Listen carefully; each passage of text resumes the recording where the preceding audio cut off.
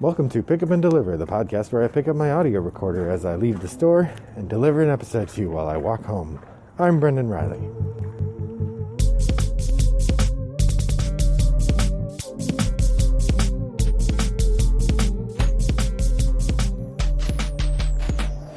Well, good afternoon, listeners. It is still Monday, January 25th. It is still starting to snow on me, and I'm still feeling a little chilly.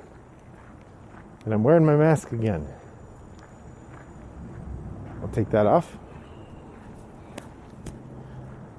Now, last time it didn't actually affect the recording very much, but why risk it? So in our last episode, I gave out some superlative awards for a variety of different games that I had played in 2019.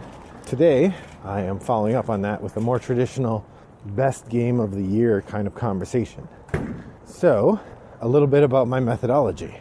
I played 33 different games from 2019 in 2019 and 2020. So I'm only using games that I played, although I don't need to have played them very many times for them to make it on this list. I'm using the same criteria for judgment that I use anytime I'm playing games. A significant portion of these are games that I ended up purchasing, but whatever, that's how it works, right? You play the games that you buy, and sometimes you buy the games that you play. So I'm going to give you my top 5 games along with a couple honorable mentions. If I finish talking about that before we get home, I will treat you to a live scrolling of the Board Game Geek page for games made in 2019 to see if there are any that I haven't played that could have made the list. Sort of, by reputation, this game probably is really good, that sort of thing. I'm only planning to do that, however, if I run out of content, which I suspect I won't. First off, the honorable mentions. 2 games that I thought should probably be in the top 5, but for whatever reason, I thought these other games were slightly better, or some other reason. So the first one is Res Arcana. Res Arcana from Tom Lehman. I want to say Renegade is the publisher, but I don't remember for sure. Res Arcana is a kind of engine-building game distilled down to its most pure form. Tom Lehman takes what he does best, which is cards that combo well together, and he crafted just a very small set of them, a tiny pool of unique gems that as you lock them together, they cause interesting chain reactions. Each card does a thing or can be discarded to give you a resource. Of course, once you've discarded all your cards, they cycle back, but you have very few cards. Most deck builders, you start with 10 cards in your hand, and you're constantly buying new cards, and your deck's getting bigger and bigger. In Res Arcana, you start with, I think, 8 cards in your deck, and that's pretty much it. You're not buying more cards. You can maybe buy, there are some bonuses you're going for, these like locations that are a big part of winning the game. Once you buy one of those, that gives you a permanent ability. There's a couple other small things that will give you bonuses, but really you have the 8 cards and that's it. And some of the cards you play in front of you, and then they're there in front of you from now on. So toward the end of the game, you might only have like 3 cards to cycle. Now the thing is, you only get 1 card a turn unless you have a thing that lets you draw an extra card. But like I said, this whole game is about precision engine building on the tightest of terms. If anything, it's the tightest of turns that makes the game fall shy of my top 5. I mentioned last time a game that I would like to get to know better, Valley of the Kings. In part, I want to get to know better because I have a bunch of cards I haven't seen yet. Now, Res Arcana does have 1 expansion, although I've never seen it at my FLGS. I haven't worked very hard to order it online, but, as far as I know, it wasn't widely printed. So Res Arcana is a masterful piece of design work, but that tiny amount of cards that you're exposed to just gives it a narrow enough scope that I didn't feel it made the top 5 for me. It's Res Arcana. The other honorable mention that I will offer today is Point Salad. Point Salad is a delightful, light game in which you are just collecting sets. It is, again, there must be something about a mechanism distilled down to its purest form that really captivates me. Point Salad is set collection in its purest form.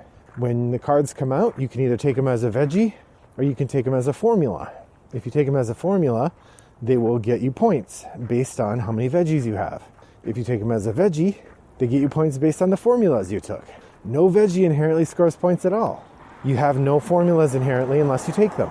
Now, when you take a formula, some of the formulas have negatives, so you might get some points for red peppers, but lose points for onions. So if you accidentally take a bunch of onions in, or you get stuck with a bunch of onions, maybe you would want to get rid of that formula so that you aren't losing all those points for the onions. That's fine. You can flip the formula over and turn it into a veggie. Now, the big rule is you can't ever go the other way. Once a card is in the veggie form, you can't ever turn it back into a formula. So it's a really nice, tension-filled walk with very simple decisions to make in a very pure form. Plays in about 20 minutes. You can teach it to anybody.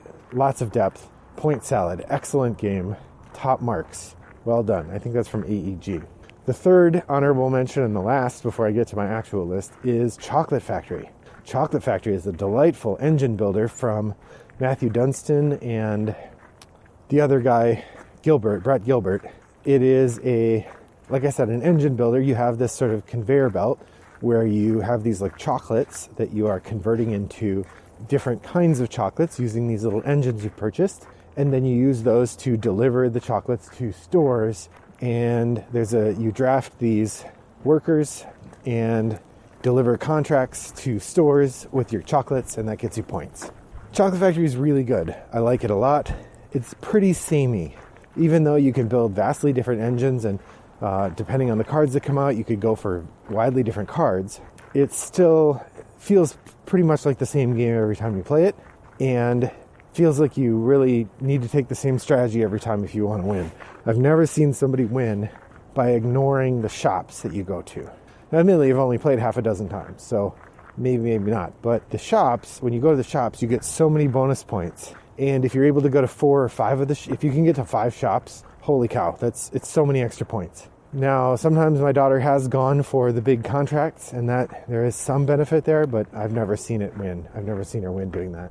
So, as much as I like Chocolate Factory, it feels pretty samey every time I play it, so it doesn't make my top list, but very close. Honorable mention. Hey, all 8 of these games that I'm talking about, the 3 that I've mentioned as honorable mentions and the 5 that will be in my top 5, that's still a pretty high. That's in the top 20% of the games I played, roughly, from 2019. So pretty good.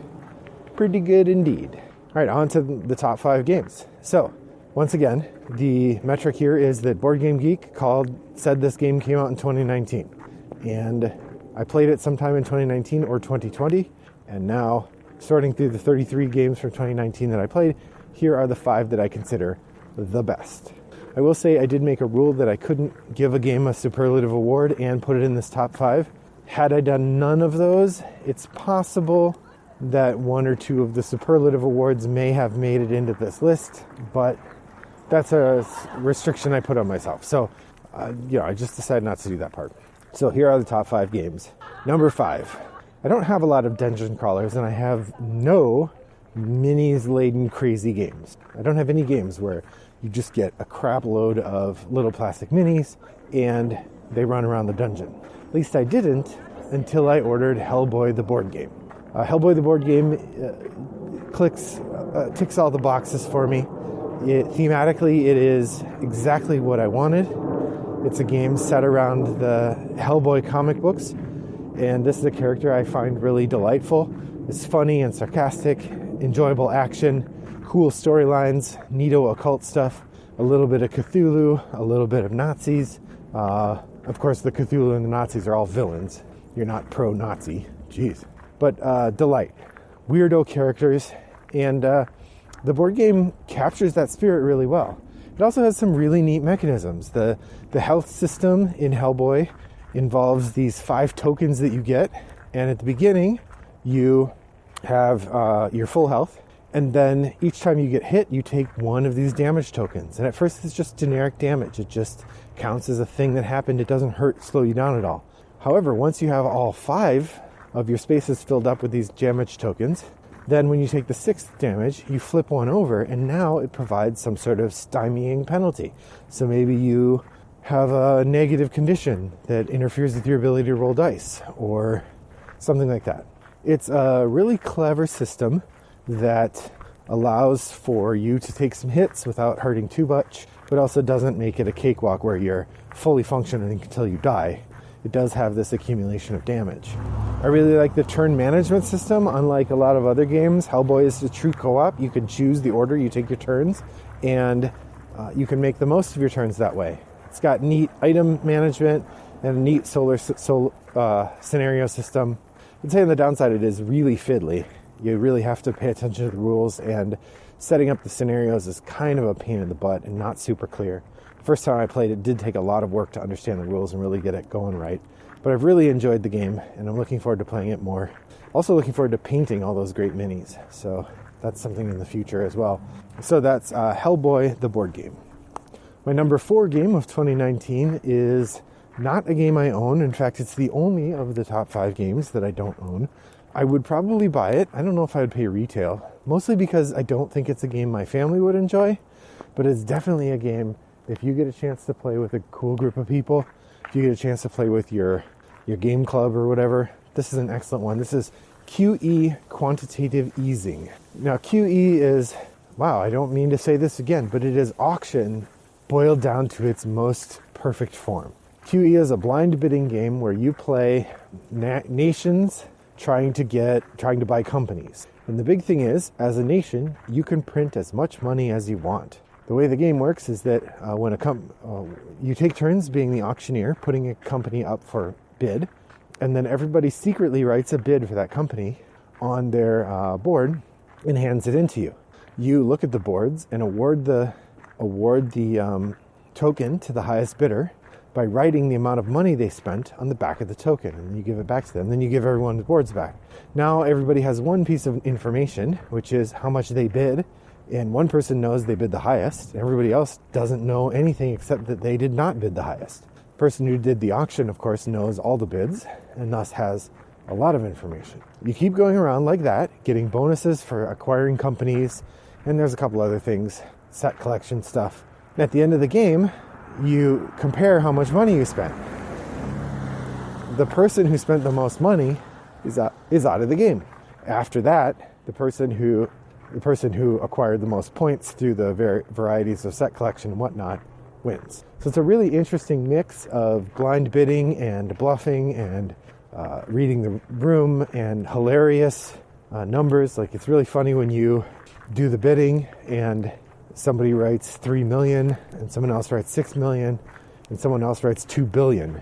Like that really is the way the game is going to work. You can bid however much money you want. And then because now that you know that person has spent $2 billion, you know that you can spend hundreds of millions and still be less than them. But the next time you bid, say you bid 500 million, knowing that everybody else was bidding, 2 million, 5 million, you bid 500 million and you lose. What?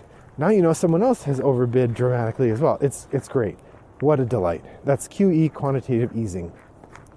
Next up, my number 3 game of 2019 is the heaviest game on my list. And this is Trismegistus, the Ultimate Formula. Trismegistus is a heavy system management game where you play an alchemist manipulating materials to change things into other things. It's got this really cool dice mechanism that is used to set out all the dice. And then it's got these systems with bonuses on other systems where you move your pieces around and it gives you bonuses, and then you move those pieces and it gives you other bonuses, and there's this great cascading effect if you're firing on all cylinders, like the best of the engine and system management games out there. Now, Trismegistus is not perfect. It is super deep, takes a long time, easy to forget rules, complicated to manage. The graphic design is not ideal. There are some places where things are supposed to be yellow and they're black, and the dice are really hard to read, and some of the symbols on the dice, while authentic to medieval alchemy, are hard to tell apart from other symbols. So the game does have its flaws, certainly, but I love the crunchy puzzle that it creates for you. I will say that this game entered my collection at a time before the current recent scandal regarding Daniele Tascini, one of the designers of the game. I am not sure that I would buy this game if I were going to buy games now, because I haven't been satisfied with the conversation about Tascini's thinking and the current state of the board game landscape. So I guess that's just a caution. If you're listening to this and you're like, well, I need to buy Brendan's top 5 games, just be aware that Trismegistus is one of the games that he designed. And so take that into account as you're considering buying games. That said, it's a great game and I really like it. I think the theme is valuable. The theme works really well without being, culturally insensitive. Great game. Trismegistus, the ultimate formula. My number 3 game from 2019. My number 2 game from 2019 shouldn't be a surprise because it was designed by a person who is my favorite designer, although we'll have to see if that holds for next year. This is Martin Wallace. I love Martin Wallace's designs because they're always interesting. They always do different things, and they really make my brain hurt. Almost every time I play a Martin Wallace game, I am sucked deep into it, and I really have to struggle to make things do what I want them to do and to get what I want to get out of it. It's great. In this case, this is a reprint of an old game set in the Terry Pratchett Discworld universe. This is Nanty Narking. Now, Nanty Narking is set in Victorian London in a time, and it has the premise of all the literary characters and historical characters that you're interested in are all hanging out together in London. So you got Charles Dickens, you got Ebenezer Scrooge, you got Tiny Tim, you have, I don't think Captain Nemo is in it, but you have the Scarlet Pimpernel, you have Sherlock Holmes, you have Professor Moriarty, but then you also have Charles Darwin and Karl Marx and real historical figures from that era as well. In it, you are trying to control London by putting your agents out around the city and meet your personal win objective. Each player has their own win objective, and if you're playing the advanced mode, which I recommend, everybody has 2 potential win objectives. The way you win the game is that at the beginning of your turn, you've met one of the win objectives, boom, you win. However, to do that, you have to get to the win objective at the end of your turn, and then the people around you have to let you keep that objective, or sometimes they're not able to stop you. But it's a really interesting game of area control and manipulation. Since everybody has their own different objective, there's a lot of guessing of trying to figure out who is what and who's going for what objective. It is a pretty mean game, but I really like it. And I've discovered about myself, I've pointed this out a few times, I don't mind a really mean game if everybody knows that's what it's going to be going in, and we all play that way. I'm less a fan of games where being mean is a thing you can do, but isn't the main point. So, the Phalanx Games reprint of Ankh-Morpork in Nanty Narking is just a lovely production. The characters have these cute little houses and these nice little figures for your agents. Each agent is a different model, so you have a variety of different figures that you're working with. If you're playing in the very advanced mode, which I have not done yet, one of your agent types has a special power, and people don't know which agent you have has a special power until you play it. I did get the metal money as well, which makes for a really nice game all in all. So overall, Nanty Narking is a delightful game that I highly recommend if you get a chance to play it. It's basically the same as Ankh-Morpork, so if you like that theme better and you run across a copy of Ankh-Morpork, do indeed check that one out. Part of me regrets that I did not buy a copy when I had a chance. I found a copy for a really modest price, but I did not feel right buying it just to flip it, and I already had ordered Nanty Narking at that point, so Ankh-Morpork slipped through my fingers, and I may regret it for a little while, but that's okay. That's my number 2 game of 2019. My number 1 game of 2019 feels like kind of a letdown because it feels kind of predictable, but this is a game I've played 15 or 20 times since 2019, maybe more. I've bought both expansions for it. It's a game my wife really likes, and almost any time I suggest it, she'll play it. It's easy to teach, relatively easy to teach. There's a lot of depth in the choices, but they're still pretty straightforward. And I haven't gotten even close to tired of it. So for all those reasons, the 2019 Game of the Year for Brendan Riley and Pick Up and Deliver Games, or Pick Up and Deliver Podcast, is Elizabeth Hargrave and game from Stonemaier Games, Wingspan. I don't know what more there is to say about Wingspan. It's a delightful game. If you've played it, you know it is. Or maybe you don't like it, that's fine. There are some people who don't. But it is everything I could want from a family weight game or middleweight family weight game. I love the art. I love the player interaction, the minimal amount of it. I like the tableau building. It's just great. So, game of the year for me, 2019, Wingspan. So all those things said, what games did I miss? What games would you pick on your 2019 Game of the Year list? Please let me know by heading over to Board Game Geek, joining us in the guild, number 3269, where we chat about things like what lists I made and what games I stupidly forgot to put on them. I hope to hear from you there. If you want to reach out to me individually, you can send me a message on Board Game Geek, Wombat929, or an email, Brendan@Rattleboxgames will get to me as well, although I confess I don't check that email as often as I should. I hope that you are staying warm in this otherwise chilly January day, and that your next walk is as pleasant as mine was. Take care. Bye-bye.